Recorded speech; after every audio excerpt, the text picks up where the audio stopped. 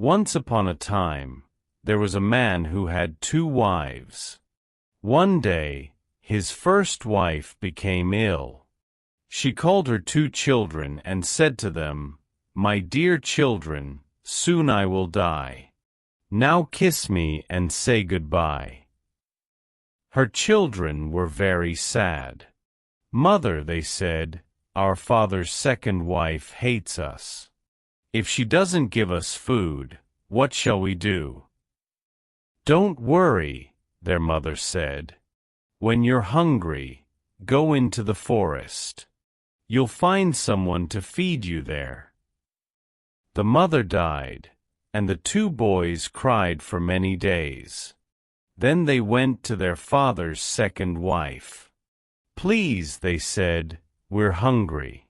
Let us eat with you." "What?" said their stepmother. "You want me to give you food? I don't have enough for my children. Go away. I haven't got anything for you." The younger brother began to cry. "I'm hungry," he said to his older brother. "I want something to eat."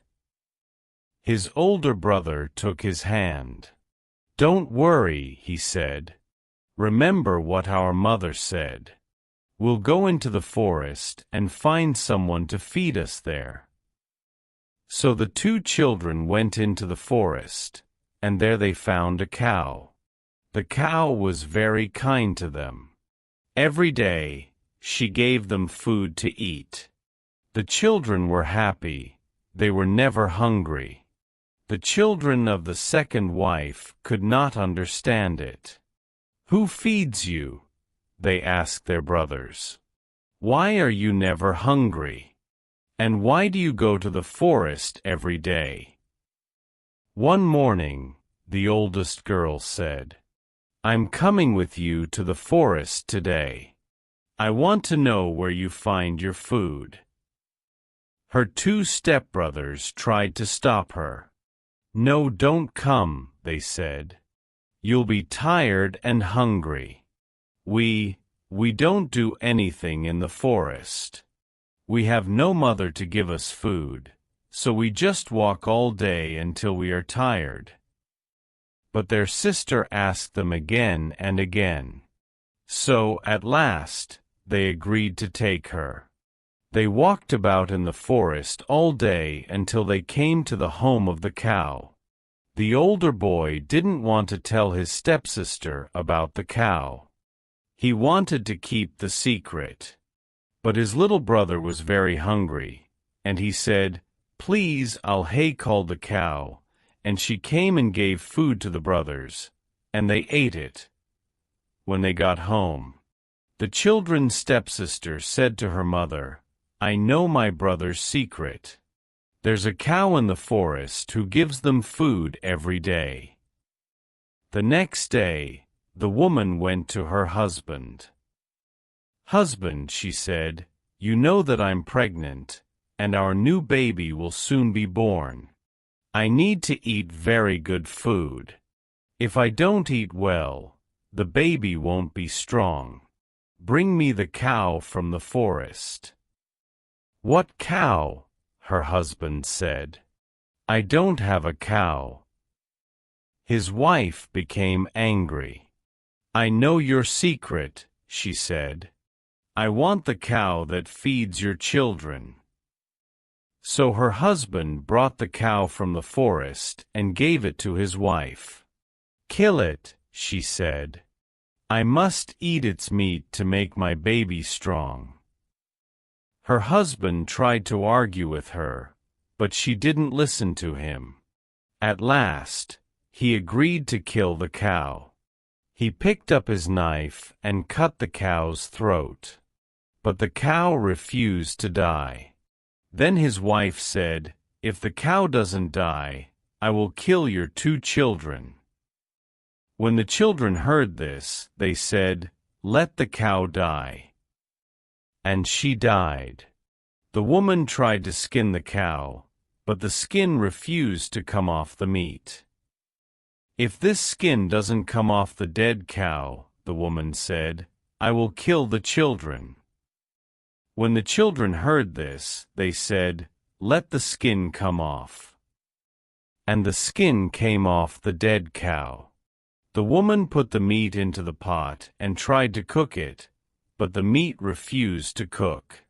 "If the meat doesn't cook, I will kill the children," said the woman. When the children heard this, they said, "Let the meat cook." And the meat began to cook. When the meat was cooked, the woman tried to take the pot off the fire, but the pot didn't move.